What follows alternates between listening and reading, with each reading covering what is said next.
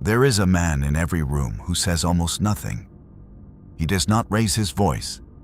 He does not fight for position. He does not announce what he has done or what he is capable of doing. And yet, when he speaks, the room shifts, not because he demanded it, because something in the air already knew.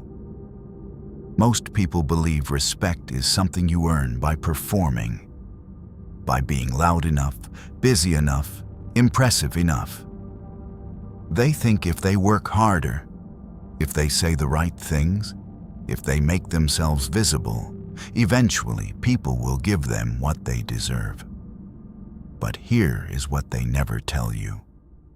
Respect that has to be requested is not respect. It is compliance. And there is a difference so vast between those two things that most people live their entire lives inside that gap and never once realize they are there. The first truth you must understand is this: respect is not social. It is biological. Before your brain decides whether someone is worth listening to, it has already made a dozen calculations below the level of conscious thought. Posture, stillness, the pace of speech, the direction of the eyes, whether the body communicates urgency or certainty.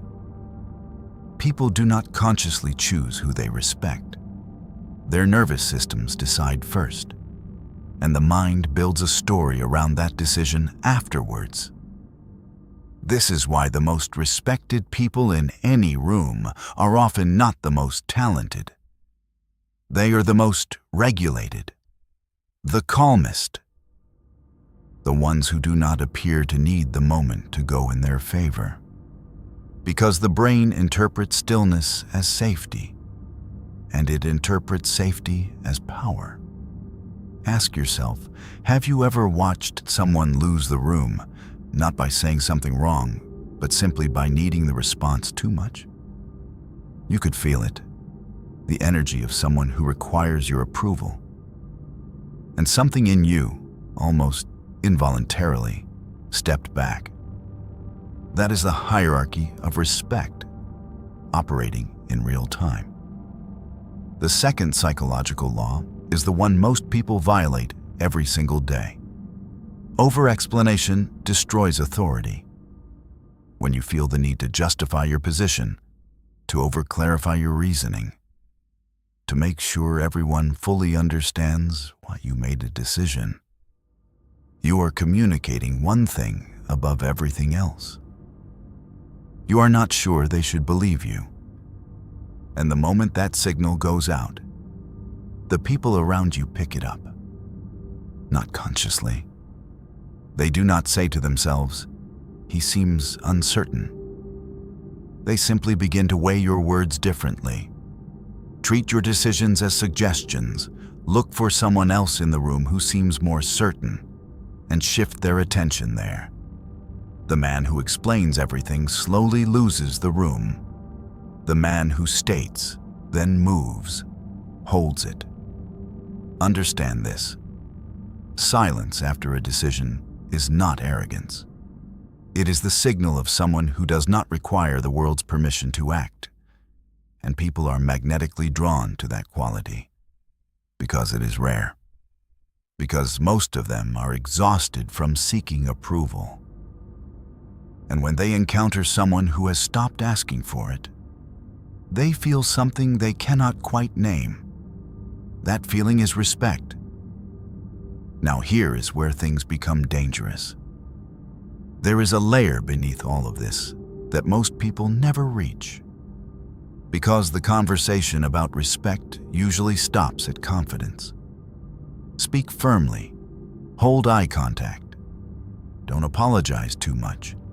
These things are true, but they are surface mechanics. Anyone can perform confidence for 20 minutes. What creates permanent, unshakable respect is something far harder to fake.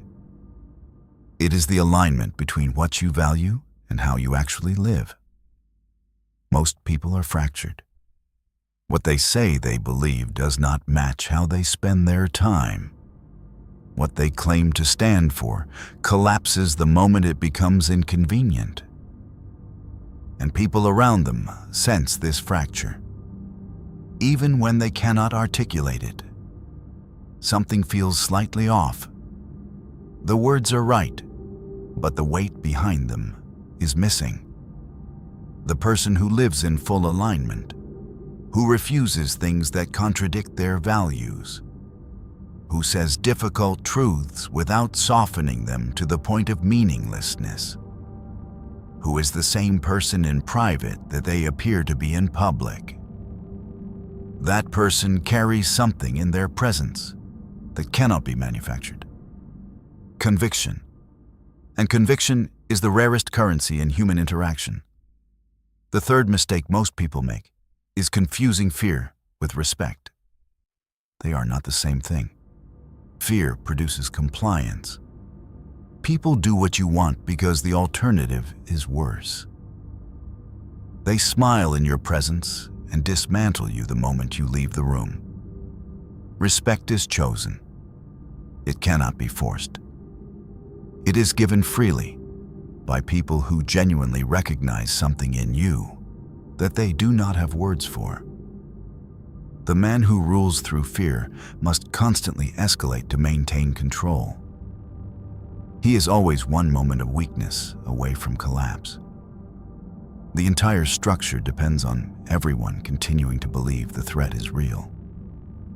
The man who holds genuine respect can disappear for months and return to find his standing unchanged. Because real respect is not about your presence. It is about what people feel when they think about you. There is something else, something that almost no one talks about, because admitting it feels dangerous. Respect exists in a hierarchy. Not all respect is equal, and the position you hold in that hierarchy is not determined by your achievements. It is determined by how much you need to be in it. The person who is desperate for recognition is always at the bottom, regardless of what they have accomplished. Because desperation signals that your sense of worth lives outside yourself. And people who carry their worth inside, who genuinely do not require external validation to feel stable, those people rise, almost without effort, to the upper levels of every social structure they enter. Not because they are better, because they are different. They are not competing for the thing everyone else is fighting over. And in a room full of people scrambling, the one who is still is the most dangerous person there. The fourth truth is one that will change how you see every interaction you have from this point forward. People treat you according to the story they have built about you. And you wrote the first draft of that story, whether you meant to or not.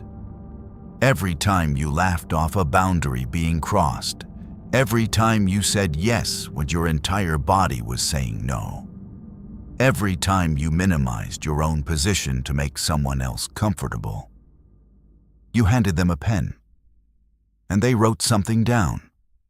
The story is not fixed, but revising it requires consistency, not confrontation.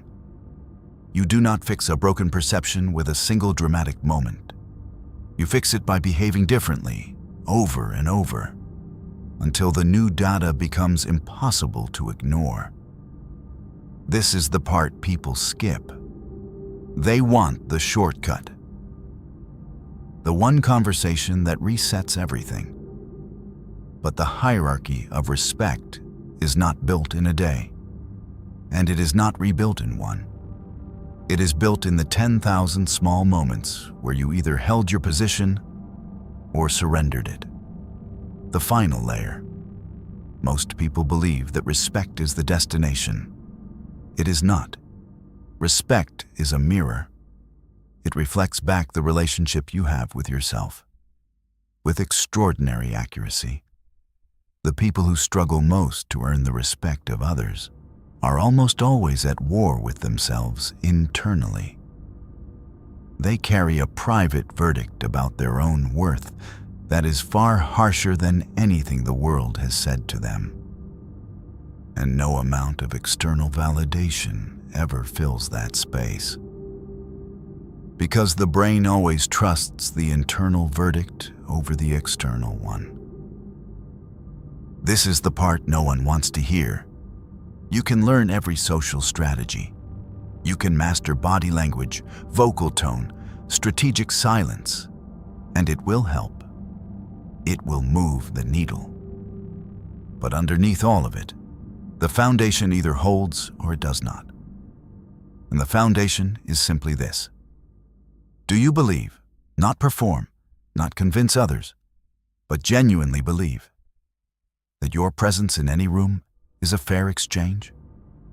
The moment that answer becomes yes, something changes. People feel it before you say a word. They cannot explain it. They just know. Once you understand the hierarchy of respect, you stop chasing it. You stop performing for rooms that were never meant to hold you. You stop confusing the noise of approval with the silence of genuine authority, and you start to notice something strange. The less you need it, the more of it arrives. But there is a deeper layer to all of this. Because everything we have covered, the biology, the alignment, the fractures people carry, it all leads to one question that most people are afraid to ask. Who taught you what you deserve? And have you ever thought to question them? That is where this goes next.